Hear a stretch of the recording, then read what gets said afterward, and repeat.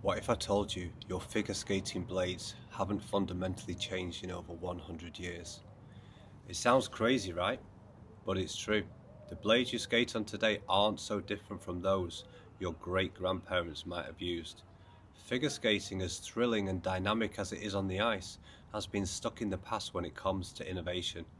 How did we get here? Why has our sport, which celebrates creativity and progress in performance, been so slow to evolve off the ice?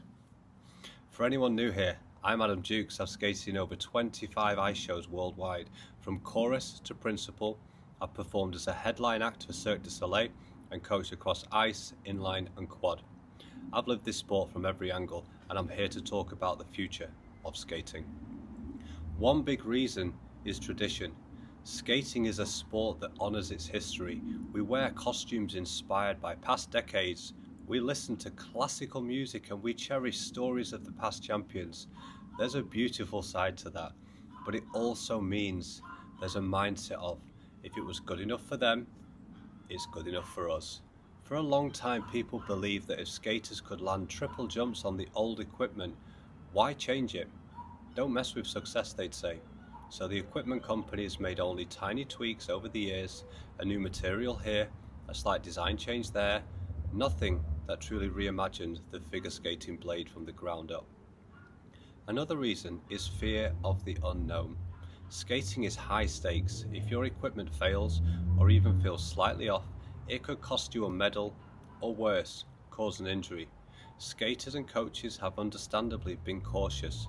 Trying a completely new blade or technology can feel like a risk when every competition and test is on the line.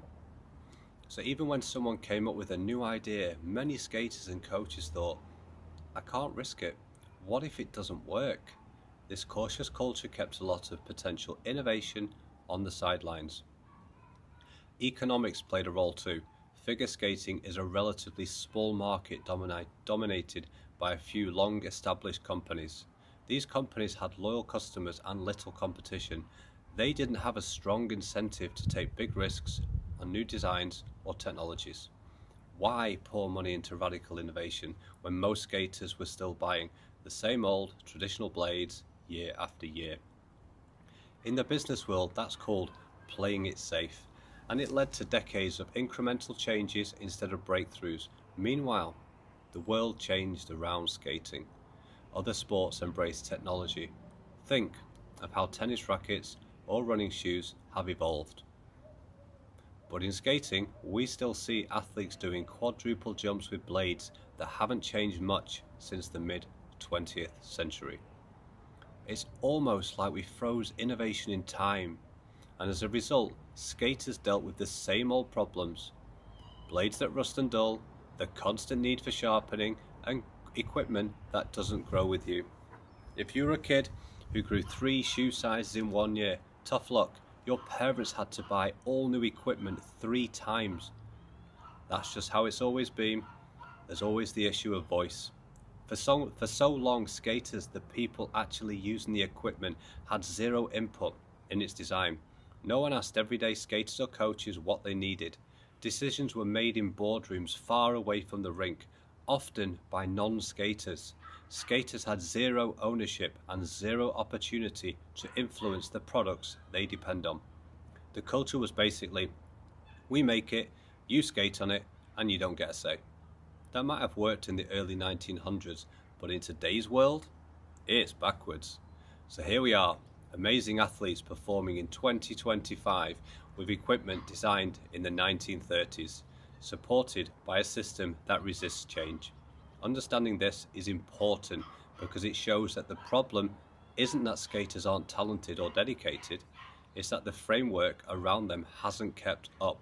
The old way has been holding everyone back, even if it was unintentional. Now that we see how stuck the old system is, the next question is obvious. What would a new system look like? If we could start from scratch today with everything we know, how would we build skating differently? The answer, I believe, starts with a simple idea. Put the skaters first. Every innovation, every decision should flow from what skaters actually need. That might sound straightforward, but it's a radical shift from how things were done before. In the next video, I'm going to talk about what it means to have a skater-first approach. How would a skater-first world be different from what we have now? And how can that idea guide us into a new era for our sport? Trust me, this mindset changes everything, and I can't wait to share it with you.